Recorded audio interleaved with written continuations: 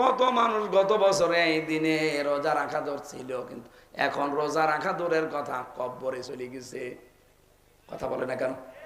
আমরাও চলে যেতে পারতাম না? ওটা কবরের হিসাব তো বাদ দিলাম, যে দুনিয়ায় আপনি সুস্থ থাকতে চাইলে রোজার বিকল্প এই পৃথিবীতে আল্লাহর আর কোনো বিধান নেই। ইলিয়াস ভাইয়ের শেষের কথা ছিল এই, যে দুনিয়ায় যত বিধান আল্লাহ নাজিল করেছেন জিবরাইলকে দিয়ে, আর নামাজ আর রোজা, এই দুইটা বিধান আমার আল্লাহ নবীকে আরো সে নিয়ে লিখে দিয়েছেন। 50 ওয়াক্ত নামাজ দিয়েছিলেন, 6 মাস একাধারে রোজা দিয়েছিলেন। নবীজি তো আনন্দে ছিলেন যে অনেক পেয়েছি। হঠাৎ নবী মুসার সাথে দেখা ষষ্ঠ আসমানে, ডাক দিয়ে বলে, আল্লাহ কি দিয়েছে আপনাকে? 6 মাস রোজা, 50 ওয়াক্ত নামাজ। মুসা নবী বললেন, দেখেন আপনার চাইতে কিন্তু আমার অভিজ্ঞতা বেশি, আপনার উম্মত পারবে না, যান আল্লাহকে বলেন কমাতে। রব্বুল আলামিনকে গিয়ে বলে, হে মালিক, আমি কিন্তু আসতে চাইনি, তোমার নবী মুসা আমারে পাঠিয়েছে, তুমি আমার নামাজটা আর রোজাটা একটু কমিয়ে দাও। আল্লাহ পাক বলেন, ঠিক আছে যান, 10 ওয়াক্ত কমিয়ে দিলাম। বারবার এভাবে আসে আর যায়, কমাতে কমাতে শেষে আছে মাত্র আর 5 ওয়াক্ত আর 1 মাস রোজা। 5 বার ফেরত দিয়েছে। কত ওয়াক্ত কমিয়েছে? 45 ওয়াক্ত, আর 5 মাস কমিয়ে ফেলেছে। মুসা নবী বলে, হে রাসূল, আপনি আরেকবার যান, আরেকটু কমান। আমার মনে হয় আরেকবার গেলে ভালো হইতো। বিশ্বনবী বলেন, না আমি আর যেতে পারবো না, আমার লজ্জা করে, আল্লাহ বারবার আমারে দিতে চায় আর আপনি আমারে ফেরত পাঠান, আমার উম্মত যা করে করবে, আমি দেখবো, আমি আর যাব না। সঙ্গে সঙ্গে জিবরাইল এসে বলে, হে রাসূল দাঁড়ান, আল্লাহ কিন্তু লিখেই দিয়েছিল 50 ওয়াক্ত নামাজ আর 6 মাস রোজা, আর আল্লাহ একবার যেটা লিখে দেয় ওটা বারবার পরিবর্তন হয়। বলেন বলেন, লা মুবাদদিলা লিকালিমাতিহি ওয়া হুয়াস সামিউল আলিম। সূরা আনামের 115 নম্বর আয়াতের শেষের দিকে আছে, আল্লাহ পাক বলেন, আমি যেটা আমার কালামে লিখে দিয়েছি ওর কোনো রদ বদল, বলেন না কেন, কিয়ামত পর্যন্ত ওইভাবেই থাকবে। আমি যেহেতু 50 ওয়াক্ত দিয়েছিলাম, 6 মাস দিয়েছিলাম, শুধু আপনার কনসিডারের কারণে আমি কমিয়ে দিয়েছি, তা আমি যা রায় দিয়েছি ওইটাই ফাইনাল। উম্মতদেরকে জানাবেন, যদি তারা সত্যি 1 মাসও হক আদায় করে রোজা রাখতে পারে আর 5 ওয়াক্ত নামাজও যদি গুরুত্ব দিয়ে পড়তে পারে, আমি আল্লাহ ঘোষণা দিয়ে দিলাম 50 ওয়াক্ত নামাজ 6 মাস রোজা রাখার সওয়াব দিয়ে দেব। আল্লাহ রাব্বুল আলামিন বলেন, হে নবী, আমি 6 মাসের পরিবর্তে 1 মাস আপনার কনসিডারের কারণে দিয়েছি, কিন্তু আমার রায় ছিল 6 মাস। যান 1 মাসই করবেন, কিন্তু 6 মাসের সওয়াব পাবেন। আমরা যেহেতু সেই মাস আরম্ভ করছি, আজকে থেকে কেউ যেন রোজা বাদ দেবেন না। মেয়েদের কিন্তু নামাজ মাফ হয়ে যায়, শরীর খারাপ হলে আর পড়া লাগে না, পরবর্তীতে কাজাও করা লাগে না। কিন্তু কোন মানুষ যদি, এই যে মেয়েরা যাদের শরীর খারাপ হয় 3 দিন 5 দিন 7 দিন 10 দিন, এই রোজার পরবর্তীতে রাখা লাগবে না। বলেন বলেন, আপনি 11 মাসের ভেতরে 3টা 5টা 7টা রোজা করে দেবেন, যে কয়টা ভেঙে গেছে। তাহলে নামাজের চাইতেও রোজা গুরুত্বপূর্ণ, কম না বেশি? বলেন বলেন, নামাজ না পড়লে আর পরবর্তীতে পড়া লাগে না মেয়েদের যেদিন শরীর খারাপ থাকে, অথচ রোজা শরীর খারাপ থাকলেও পরে করে দেওয়া লাগে। এজন্য অনেক দামি জিনিস এটা, এর দাম বাড়ার পেছনে একটাই আল্লাহ কারণ দিয়েছেন, শাহরু রমাদান আল্লাযী উনজিলা ফীহিল কুরআন। আল্লাহ বলেন, এই সেই রমজান মাস, যে মাসে কোরআন নাযিল হয়েছে। আসলে বলেন তো, রমজান এই মাসটা কোরআন নাযিল হওয়ার আগে দুনিয়ায় ছিল না? বলেন বলেন, কতদিন আগে ছিল? ইন্না ইদ্দাতাশ শুহুরি ইনদাল্লাহি 12 শাহরান ফি কিতাবিল্লাহ ইয়াওমা খালাকাস সামাওয়াতি ওয়াল আরদা মিনহা আরবাআতুন হুরুম। এটা সূরা তাওবার 36 নম্বর আয়াতে পাবেন প্রথম অংশে। আল্লাহ বলেন, আমি যেদিন আসমান আর জমিন তৈরি করি ওই দিন আমার কিতাবে 12টা মাসের নাম আমি লিখে দিয়েছিলাম। তার মানে রমজান 12 মাসের মধ্যে এক মাস। এক মাস না, এই রমজান এই নামটা আল্লাহর কিতাবে আল্লাহ কোন দিন লিখেছেন? যেদিন আসমান জমিন তৈরি করেন ওই দিন। চিন্তা করতে পারেন রমজানের বয়স কত দিন? রমজানের বয়স কি 1500 বছর? কত বছর কেউ জানে না। আসমান আর জমিন যেই দিন তৈরি হয়েছে ওই দিনই আল্লাহ লিপিবদ্ধ করে দিয়েছেন তার কিতাবে রমজান। কিন্তু এর দাম আগে ছিল না, আগে ছিল সফরের মতো, রবিউল আওয়ালের মতো, রজবের মতো, শাবানের মতো। কিন্তু রমজান আসার পরে কোরআন নাজিল হয়েছে, আল্লাহ পাক রমজানের দাম এত বাড়িয়ে দিয়েছেন। মাগরিব পর্যন্ত যদি আপনি সুবহানাল্লাহ ৭০ বার পড়তেন যে সওয়াব পেতেন, মাগরিবের পর থেকে আবার 30 রোজার ওই চাঁদ ওঠা পর্যন্ত একবার সুবহানাল্লাহ পড়লে এরকম ৭০ বার সওয়াব পাবেন। একটাই মাত্র কারণ কোরআন। জোরে বলেন কি? আরো জোরে। কোরআন নাজিল হওয়ার এই মাসে কোরআন আমাদের এখন সামনে, আমরা এর সাথে সম্পর্ক বাড়াতে চাই। আল্লাহ বলেন হুদাল লিন্নাস, এটা মানুষকে হেদায়েত দেওয়ার জন্য পাঠিয়েছি। গরু ছাগলকে হেদায়েত দেওয়ার জন্য কোরআন পাঠাইনি। বাজ্জিনাতিম মিনাল হুদা, স্পষ্ট দলিল আর প্রমাণের ভেতরে আছে পথ নির্দেশনা দেওয়ার জন্য। অল ফুরকান, সত্য মিথ্যা পার্থক্য করার নিয়ম কোরআনে আছে না নেই? সুতরাং রমজান পেয়েছেন, কোরআন আছে, বাকি জীবন হক আর বাতিল কোরআন দিয়ে পার্থক্য করে চালাতে পারেননি। আপনার মতো কপাল পোড়া দুনিয়া আর কেউ নেই। সুতরাং আমরা যেহেতু পেয়ে গেছি রমজান, কোরআনও আছে, এখন থেকে পড়া কোরআনটা মাতৃভাষায় হলেও এই 1 মাসের ভেতরে পড়ে ফেলবেন। যেভাবেই হোক পড়ে আপনি দেখবেন শিরিক বেদাত আপনাকে দিয়ে কেউ করাতে পারবে না। আমি জেলখানায় প্রায় 170 বারের উপরে পড়েছিলাম, কারণ 3 বছর কোনো কাজ নেই, তো 24 ঘন্টা তালা লাগানো। কিছু পড়তে চাইলে পড়তেও দিত না। একবার এক কারারক্ষীরে বললাম, ভাই সব সময় খালি তালা লাগিয়ে রাখেন, একটা বই নিয়ে এসে দিন, একটু পড়ি। ও বই দিয়েছে বঙ্গবন্ধুর আত্মজীবনী। এ বই কি পড়বো? পরের সপ্তাহে একটা বই নিয়ে এসে দিল বঙ্গবন্ধুর ছেলেবেলা। আরে ভাই আপনি কি আর বই পান না? পরের সপ্তাহে একটা বই নিয়ে এসেছে বঙ্গবন্ধুর চীন সফর। সবই বঙ্গবন্ধু, আর কিছু নেই। হুজুর আপনি আমার বই আনতে বলবেন না, আপনি আমার নাম দেখেন না, আমার নাম আছে দেবদুলাল। ও নিয়ে আনবে না, নিয়ে আনবে কি? পরে একজন কারারক্ষী পেলাম, তার নাম আছে আশরাফুল। বললাম ভাই আপনি তো মুসলমান, আগে যেটা ছিল তো মালায়ম, আপনার তো অন্তত ইমান আছে, একটা বই নিয়ে এসে দিতে পারেন না? আচ্ছা কি লাগবে বলেন? তাফসির নিয়ে আসবেন। আল্লাহর ইশারা 2টা তাফসিরও বেছে বেছে নিয়ে এসেছে, ফি জিলালিল কোরআন আর তাফহিমুল কোরআন। আমি যেই 2টাকে সবচাইতে বেশি ভালোবাসি, আল্লাহর ইশারা ওই 2টাই নিয়ে এসেছে। এই জন্য 3টা বছরে একেবারে আয়নার মতো পরিষ্কার হয়ে গেছে কোরআন শরীফ আমাদের কাছে। আপনি খালি একটা বার রমজান একটু পুরাটা বাংলায় পড়ে দেখেন, আপনাকে দিয়ে আমি গ্যারান্টি দিচ্ছি শিরিক বেদাত কেউ করাতে পারবে না। শিরিক বেদাত করাতে গেলে আয়না সামনে চলে আসবে, এই এটা তো শিরিক, এটা তো বেদাত। আপনি যখন হক আর বাতিল পার্থক্য করে বাকি জীবনটা যদি চালাতে পারেন, আপনি সাকসেস। অল ফুরকান এই জন্য শেষের দিকে আছে। আল্লাহ রাব্বুল আলামিন কোরআনের সাথে সম্পর্ক তৈরি করে মা বোন যারা এসেছেন আপনাদেরকে আহ্বান জানাচ্ছি, এই রমজানে শুধু মুরগির খাবার দেওয়া, শুধু ইফতারি করা, শুধু সেহরি বানানো নিয়ে ব্যস্ত থাকলে হবে না। এবাদতে কাটানো লাগবে, আর এবাদতের সর্বোচ্চ মাধ্যম কোরআন। এই কথা বলেন না কেন?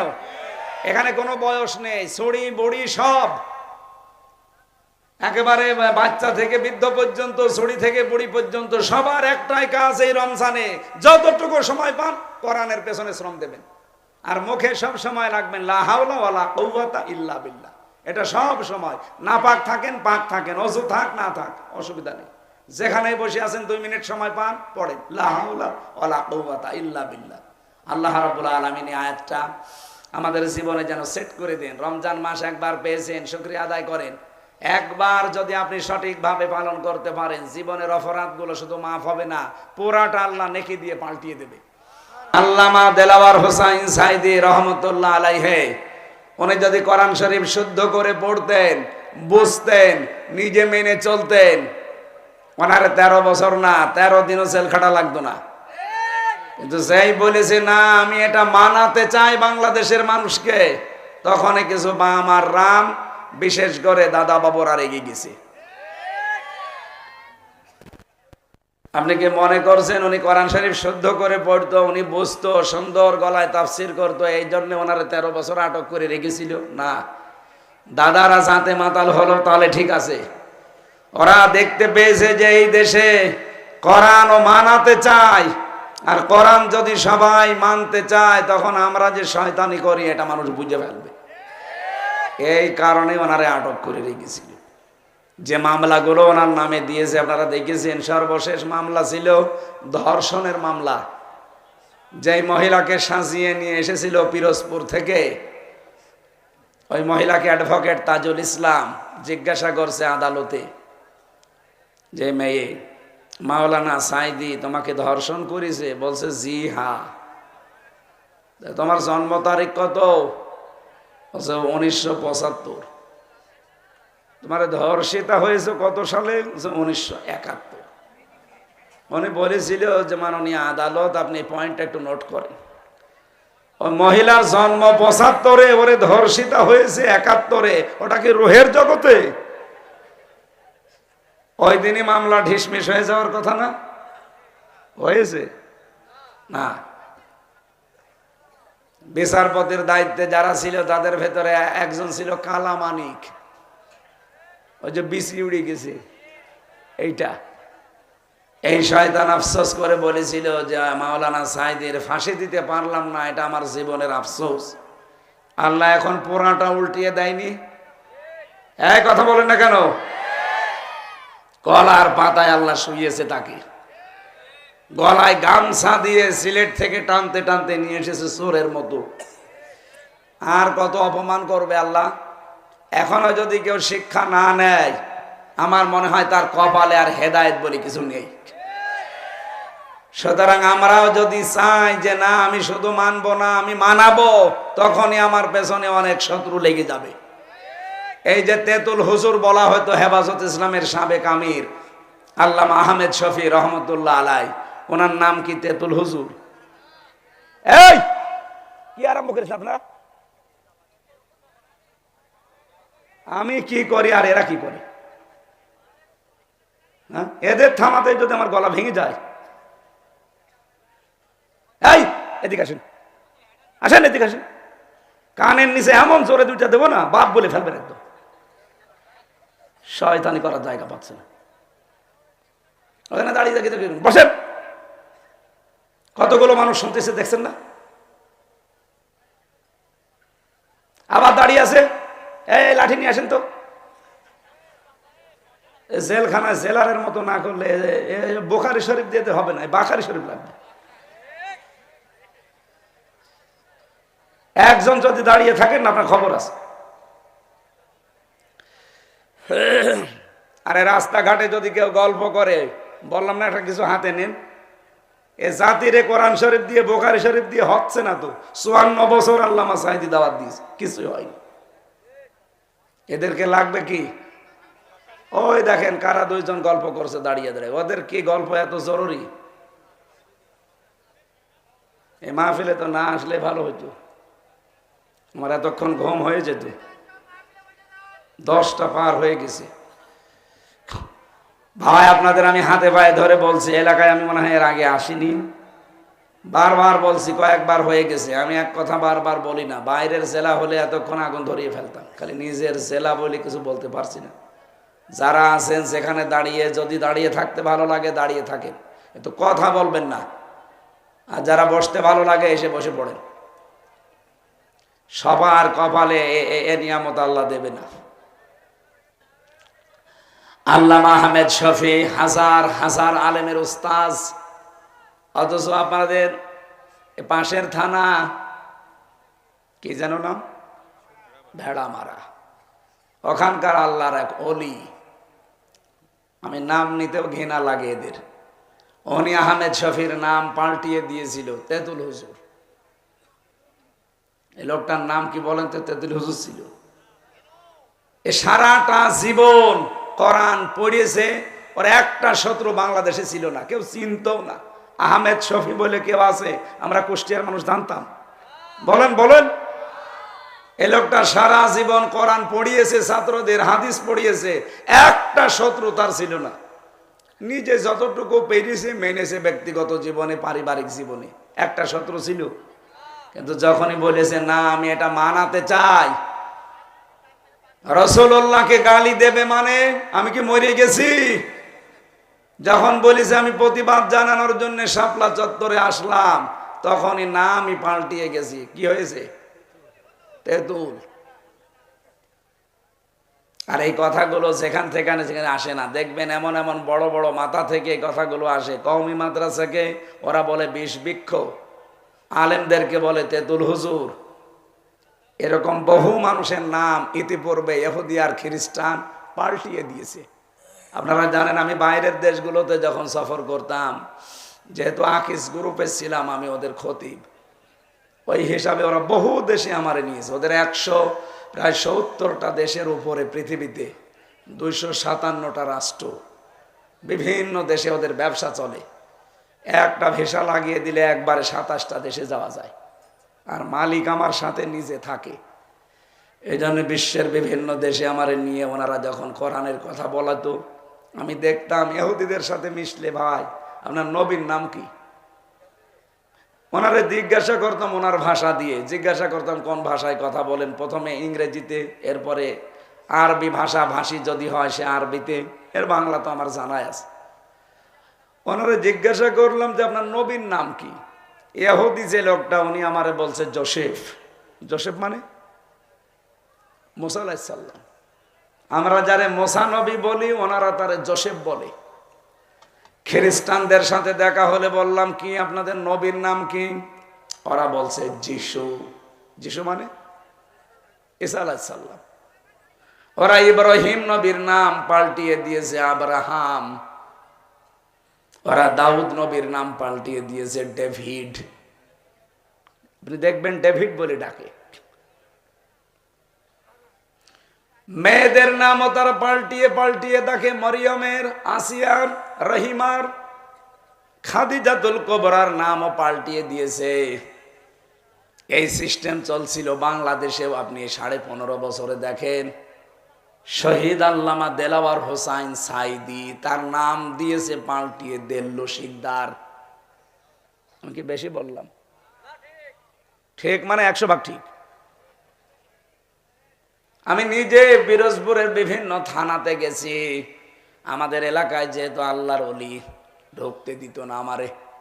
2 জন আছে না, এই 2 জন পুরা আশপাশ যতগুলো জেলা আছে, এই জেলাতে আমার কথা বলা নিষেধ। এমনকি বাড়ি আমি যাওয়ার আগে দেখি 10 জন পুলিশ দিয়ে বসে আছে। কি আপনাদের কি?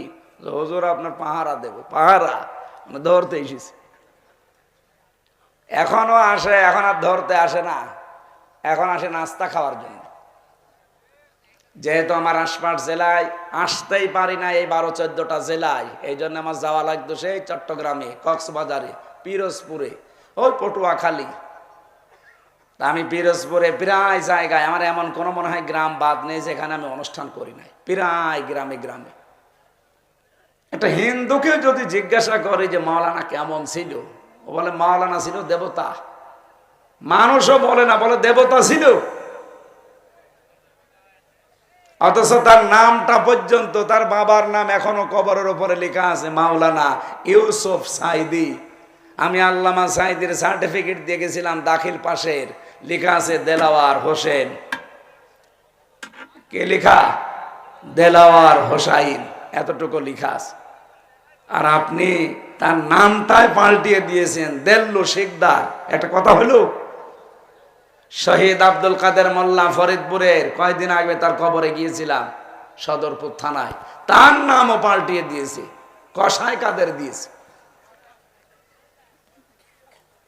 আমার নামটাও পাল্টিয়ে দিয়েছিল, পিসকে হুজুর বলে ডাকতো আমারে। আমি কি পিসকে? আমার বয়স নাই, ঠিক আছে, আমি 92 সালে জন্মগ্রহণ করেছি, এখন আমার 33 বছর। কত? আমারে পিসকে বললে মানা যায়, অসুবিধা নেই। তাই বলে আপনি নাম ধরে না ডেকে, ওই যে বললাম যাদের ওনাদের নাম আমি নিতে চাই না, আমার ঘৃণা লাগে, ওনাদের কাছে আমি জেলখানায় 3 বছর থাকাকালীন আমার বংশ তো সব আবার ওই আল্লাহর ওলিকে নবী মানি। ওনারা গিয়েছে যে কয়বার যে আপনি আমাদের জেলার দায়িত্বে আছেন, এই অঞ্চলের অভিভাবক, ছেলেটা 3 বছর পড়ে আছে বিনা কারণে, আপনাদের একটা ইশারা হলেই তো ছেড়ে দেয়। ওরা বলেছে ও ওই পিসকে হুজুর, ও থাক ভেতরে, ও মরণ পর্যন্ত থাক। আল্লাহ এখন পুরা উল্টিয়ে দিয়েছে না। এখন জানতো ওনার বাড়ি পর্যন্ত, পায়খানার প্যান পর্যন্ত মানুষ খুলে নিয়ে চলে গেছে। এই জন্য অহংকার করা ঠিক না কোনো বিষয় নিয়ে, কারণ অহংকার হচ্ছে আল্লাহর চাদর আর ইজার পায়জামা। কেউ যদি দুনিয়ায় কোনো বিষয় নিয়ে অহংকার করে, আল্লাহ বলেন আমি নিজে ওরে আষাঢ় দেই। আল্লাহ মনে হয় এই 15.5 বছরে পরে জালেমদের একটা আষাঢ় দিয়েছে। এই জন্য আমরা যেন এদের মতো না হই, আমাদের কোনো অহংকার যেন ভেতরে জায়গা না পায়। আল্লাহ তুমি আমাদের বাঁচাও, বলেন আমিন।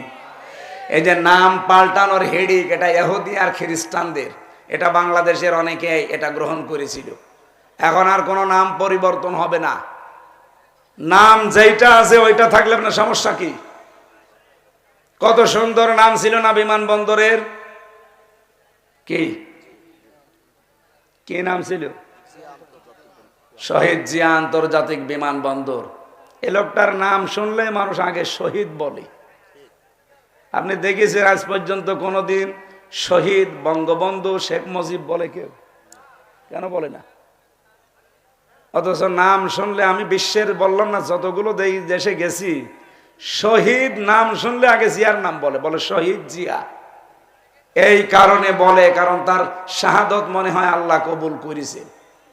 আমি কাবা শরীফের পাশে যে মসজিদে নামিরায় যায়, আরাফাতের ময়দানের পাশে 16 সালে হজে গিয়ে নিজে দেখলাম কাবার ইমাম খুতবা দিচ্ছে, শহীদ জিয়াউর রহমান এ নাম উচ্চারণ করে দোয়া করছে। চিন্তা করলাম আরবিতে যে কথাগুলো বলছিল এর বাংলা সামারাইজ হচ্ছে এইটা। হে আল্লাহ, যে লক্ষ লক্ষ মানুষের মাথার উপরে যে লোকটা নিম গাছ লাগিয়ে ছায়া দিল, তাকে তুমি রহমতের ছায়া দান করো। আরাফাতের ময়দানে দোয়া কবুল হবার সম্ভাবনা নেই? বলেন বলেন। দুনিয়ার ময়দানে যে 10 জায়গায় দোয়া কবুল হয়, তার 1 নম্বরে আরাফাতের ময়দান। আর সেখানে শুধু বাংলাদেশ, পৃথিবীর বিভিন্ন দেশের হাজিরা লক্ষ লক্ষ। আমি নিজে ওই নিম গাছের নিচে ছিলাম, ওটা জিয়া গাছ বলে ওই দেশে, সাজারাতু জিয়া, জিয়া ট্রি বলে ডাকে। এই গাছের নিচে যারা আশ্রয় নিল, এখনো নিচ্ছে, কাবার ইমাম খুতবা দিতে গিয়ে তার নামে দোয়া করছে শহীদ বলে। এমনি বলে কারণ শহীদ এই শব্দটা শুনতে যত সহজ মনে হচ্ছে, এ বিষয়টা অত সহজ না। যারা শহীদ হয় তাদেরকে আপনি যদি বলেন যে মরে গেছে, আপনার গুনাহ হবে। সূরা বাকারা 154 53 নম্বর আয়াত 54, ওয়ালা তাকুলু লিমা ইউকতালু ফি সাবিলিল্লাহি আমওয়াত। যারা শহীদ হয় কেউ যেন এই কথা না বলে যারা মরে গেছে, না, বালা হায়াউন, তারা জীবিত। ওয়ালাকিল্লা তাশউরুন, কিন্তু তোরা টের পাও না। তাই এরপরে মানুষ যেহেতু মুখের পরে ধারণা করতে পারে অন্তর দিয়ে, যেন অন্তরেও আল্লাহ নোটিশ দিয়েছেন, ওয়ালা তাহসাবান্নাল্লাযীনা কুতিলু ফি সাবিলিল্লাহি আমওয়াতা। সূরা আলে ইমরানের 169 নম্বর আয়াতের প্রথম অংশে আছে। আল্লাহ বলেন সাবধান, ধারণাও করবি না যে যারা শহীদ হয়েছে এরা মরে গেছে, না, বালা হায়াউন, বরং এরা জীবিত, ইনদা রাব্বিহিম ইয়ারযাকুন, তারা তাদের রবের কাছে রিজিক পাচ্ছে। সুবহানাল্লাহ বলতে পারেন না? এই জন্য যারা শহীদ হয়েছে এই মানুষগুলোকে কখনো ভাববেন না যে এমনি মরে গেছে। ওদের এই জীবন থেকে আর এক জীবনে ওরা পরিবর্তন হয়ে চলে গেছে। এই ওরা জীবিত এবং আল্লাহ নিজে ওদেরকে খাওয়াচ্ছে। আমাদেরকেও জানা আল্লাহ আর যাই করুক শাহাদতের মরণ দান করেন। 3টা বছর জেলখানায় ফাঁসির ওই কন্ডেম ছেলে আমি 24 ঘন্টা তালা লাগানো ছিলাম। 3 বছরই আমার প্রতিদিনের দোয়া ছিল, আল্লাহ যাই করো আমাকে শাহাদতের মরণ দিও। হযরত ওমর সারা জীবন এই দোয়া করতেন, আল্লাহুম্মা ইন্নী আসআলুকা শাহাদাতান ফি সাবিলিক, হে আল্লাহ আমি তোমার কাছে শাহাদতের মরণ চাই। আমরা চাই না? বলেন বলেন, আমরা চাই না? আরে ভাই, আপনি 1000 বছর বেঁচে থেকে কি করবেন? 1000 বছর বাঁচলেন, বিভিন্ন জমি জায়গা টাকা পয়সা বউ ছেলে মেয়ে হইল, কি হবে তারপরে? শাহাদতের মরণ যদি পান, কিয়ামত পর্যন্ত আপনি খেতেই থাকবেন। দুনিয়ার এই পচা খাবার না, আল্লাহর জান্নাতের খাবার আল্লাহ তাও নিজে খাওয়াবে। বলেন সুবহানাল্লাহ। এজন্য শহীদ যেখানে সেখানে লাগানো ঠিক না। আর এখানে আমরা অনেকে উচ্চারণ করিও না, কারণ শহীদ হওয়ার জন্য কিছু কোয়ালিটি লাগে। আমানু ওয়া ইয়াত্তাখিযা মিনকুম শুহাদা, তোমাদের ভেতরে যার ঈমান এবং অ্যাক্টিভিটিস কর্মকাণ্ড আমি আল্লাহর পছন্দ হয়, তাদেরকে আমি সাধারণ মরণ দেই না। সাধারণভাবে মরলে তো কবরে থাকবে, ঘুমিয়ে থাকবে। ওদেরকে আমি আল্লাহ শাহাদতের মরণ দিয়ে ধন্য করি। মরতে দেরি, ওরা তো জীবিত, আমি আল্লাহর কাছে কিয়ামত পর্যন্ত খেতেই থাকবে। জোরে বলেন সুবহানাল্লাহ। 2024 সালে যারা শাহাদতের মরণ পেল, অন্যায়ভাবে যাদেরকে মেরে ফেলেছে এই জালেমরা, সবাইকে আল্লাহ শাহাদতের মর্যাদা দান করেন। বলেন আমিন। আমি অন্য প্রসঙ্গে গিয়েছিলাম একটু আপনাদের কারণে, আমি আবার ফিরে আসতেছি। কোরআন বিশ্বাস করে আল্লাহর ভাষায় তারা যারা এই 4টা হক আদায় করে চলবে। এই হকগুলো আদায় করতে গেলে যদি কেউ বাধা হয়ে দাঁড়ায়, ওই বাধা মানা যাবে? শুদ্ধ করে কোরআন পড়বো, কেউ যদি বলে না পড়া যাবে না, মানা যাবে? বলেন বলেন। 2 নম্বরে যদি বলি না আমি শুদ্ধ করে শুধু পড়বো না, আমি এটা নিজে বুঝতে চাই, কেউ যদি বলে বোঝা যাবে না, ওরে মানা যাবে? 3 নম্বরে আমি মানতে চাই, কেউ যদি বলে মানা যাবে না, ওরে মানা যাবে? 4 নম্বরে যদি বলি না আমি নিজে না, আমি মানাতে চাই, এখানে যদি কেউ বাধা হয়ে দাঁড়ায়, মানা যাবে না? এবার আর আওয়াজ নেই। যাতে মাতাল হলো তাহলে ঠিক আছে। তো কুষ্টিয়ার লোক তো এত লালন ভক্ত, সব বাইরের জেলাগুলোতে মুখ পায় না গিয়ে, কারণ সারা বাংলাদেশের এই একটাই মাত্র নির্ভেজাল জায়গা যেখানে পুলিশ পাহারা দিয়ে গাঁজা খাওয়ায়। এত নিরাপদ জায়গা দুনিয়ায় নেই। কুষ্টিয়াবাসী, এই 4টার সমন্বয়ের নাম হচ্ছে তেলাওয়াত। এই 4টার সমন্বয়ের নাম কি? আল্লাহ পাক বলেন যারা এইভাবে করে আমার কালাম পড়বে, তেলাওয়াত করবে, উলাইকা ইউমিনুনা বি, এরাই আমার কোরআনে বিশ্বাসী।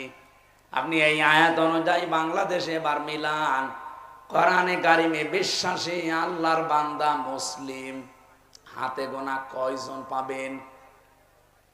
অমাই ইয়াকফুর বিহি, কেউ যদি কুফরি করে, তার মানে 4টা বিষয় যারা মানে না, তারা যেন আমার কোরআনও মানে না। কোরআনে কারিম যদি কেউ না মানে, সে কি? কাফির। বলেন বলেন। পড়া কোরআন শরীফ না, কেউ যদি কোরআনের একটা আয়াত না, একটা শব্দ না, একটা অক্ষরও যদি বলে যে মানি না, একবারেই ফতোয়া, সে কাফের। কথা বলেন না কেন? এই যে কাদিয়ানীদেরকে আমরা কাফের বলি। আপনি ঢাকার বক্সি বাজারে যান, ঢাকা আলিয়া মাদ্রাসার পাশে দেখবেন কাদিয়ানীদের মসজিদ আছে। আহমদিয়া জামাত বলে গেটে একজন বসে আছে, যারে তারে ঢুকতে দেয় না। যারা ওই দলের অনুসারী তাদেরকে ওই মসজিদে নামাজ পড়তে দেয়। ওরা আজানও আমাদের মতো দেয়, ওরা সূরা ফাতিহা দিয়েই নামাজ পড়ে, সূরা নাস ফালাক দিয়েই নামাজ পড়ে। এরপরও আমরা কাদিয়ানীদেরকে কাফের বলি। শুধু আমরা না, তামাম দুনিয়ার সব আলেমরা কাদিয়ানীদের কি বলে? এই এলাকায় কাদিয়ানী আছে? আমি চুয়াডাঙ্গার উথলি পেয়েছি কাদিয়ানীদের মসজিদ, দর্শনায় পেয়েছি কাদিয়ানীদের মসজিদ। ওদের সাথে মুসলমানেরা বিয়ে শাদী করে না। তার মানে আবু জেহেলের সাথে যেমন আত্মীয়তা করা মুসলমানের জন্য জায়েজ নেই, ওদের সাথেও। বলেন না কেন? আপনি কোনোদিন চিন্তা করেছেন কেন তারা আমাদের মতো আজান দেয়, আমাদের সূরা দিয়েই নামাজ পড়ে? ওরা সূরা ফাতিহা বাদ দিয়ে কি নতুন সূরা বানিয়েছে? না, সূরা ফাতিহায় পড়ে। কেন তাদেরকে কাফের বলা হয়? পুরা কোরআন শরীফের 6666টি আয়াত ওরা সবগুলোই বিশ্বাসও করে, কম বেশি মানেও। শুধুমাত্র সূরা আহজাবের 40 নম্বর আয়াতের 3 ভাগের 1 ভাগ মানেও না, বিশ্বাসও করে না। কোনটা? মা কানা মুহাম্মাদুন আবা আহাদিম মির রিজালিকুম ওয়ালাকির রাসূলুল্লাহ ওয়া খাতামান নাবিয়্যিন। কত বড় আয়াত দেখেছেন?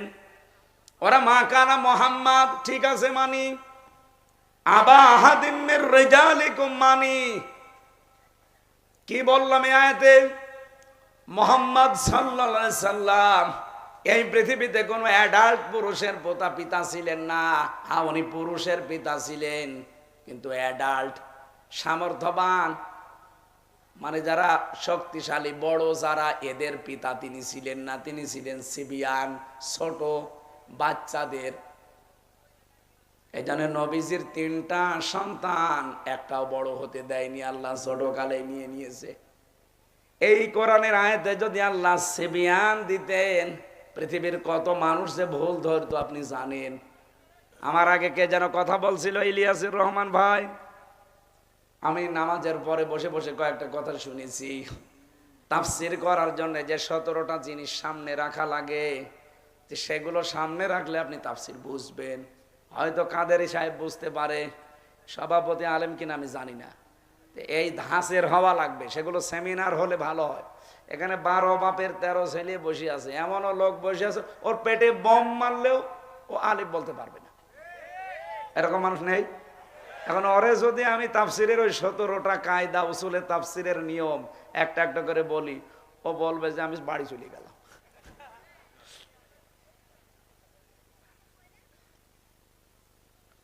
এক ছেলে এসে বই খাতা সব নিয়ে হেড স্যারের কাছে বলছে, স্যার হয় ছুটি দেন না আমি গেলাম।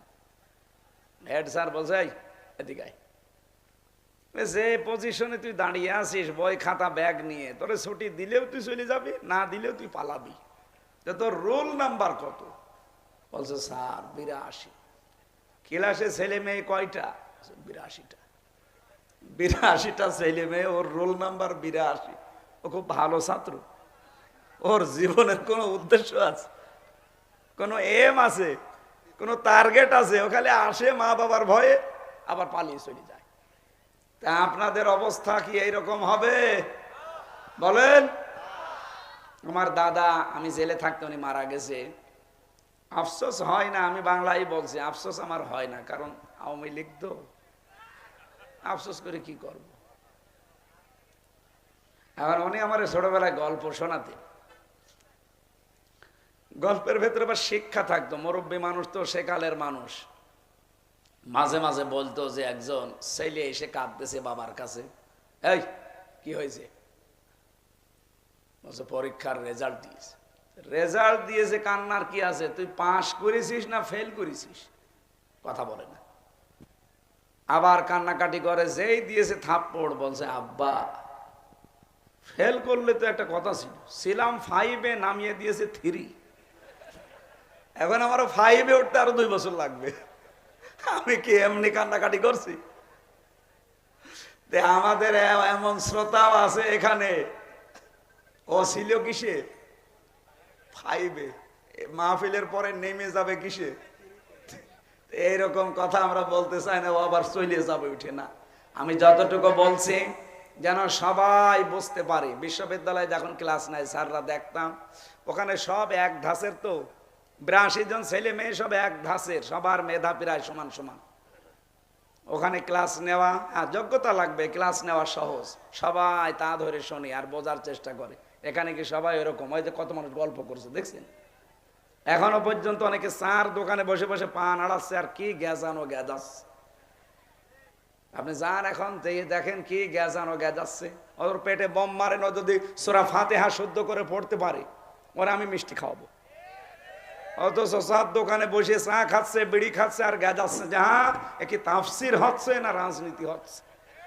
হ্যাঁ কথা বলেন না কেন? বিশ্বাস না হলে চলেন, আমি এটা রেখে যাচ্ছি, চলেন আমি হাতে নাতে ধরবো। চলেন চার দোকানে চলেন, দেখেন কি কি জ্ঞাসানো, ওর মুখের কাছে মনে হচ্ছে মাওলানা ফেল, অথচ এশার নামাজও পড়েনি। এক কথা বলেন না কেন? তারা বিদুরের কথা, এশার নামাজও পড়েনি, আর সে ফতোয়া দিচ্ছে বসে বসে। আমার ভাইরা না, আমরা 5 থেকে 3 নামতে চাই না, আমরা তো 5-এ থাকলে আজকে 6-এ উঠতে চাই। কথা বলেন না কেন? কোরআনে কারিমের 4টা শর্ত যারা মানে না, আল্লাহ বলছেন ওরা আমার কোরআন বিশ্বাস করে না। এতটুকু বললে তো শেষ হয়ে যেত না। উলাইকা হুমুল খাসিরুন, এই মানুষগুলো ক্ষতিগ্রস্ত। বলেন নাউজুবিল্লাহ। এই জন্য আজকে যে ইবাদতটা এখানে এলাকার যুবকেরা প্রবাসীরা মিলে সাজিয়েছে, এই পৃথিবীতে যত ইবাদত আছে আফদালুল ইবাদা তিলাওয়াতুল কোরআন। হাদিস অনুযায়ী এটা এখন সর্বোত্তম ইবাদত চলছে। আজকের আয়োজন রমজান মাস না হলে, সেহরি সামনে না থাকলে তাহাজ্জুদের নামাজ আছে, নাই আমি আরো চালাতাম। যেহেতু সামনে তাহাজ্জুদ পড়া লাগবে, এরপরে রমজানে সেহরি খাওয়া লাগবে, আজকে থেকে শুরু। মা বোনদেরকে আলাদাভাবে আয়োজন করবেন দিনের বেলা তাদের জন্য। সামনে আবার এলাকায় যদি আসি কথা বলবো, কারণ চারিদিকে তাকিয়ে শেষ করা লাগছে এখন, নয়তো আমরা আরো চালাতে পারতাম। আর রমজান মাসে এভাবে হয় না রাতের বেলা। আল্লাহ আমাদের যতটুকু শোনার তৌফিক দিয়েছেন, মানারও যেন তৌফিক দেন। বলেন আমিন।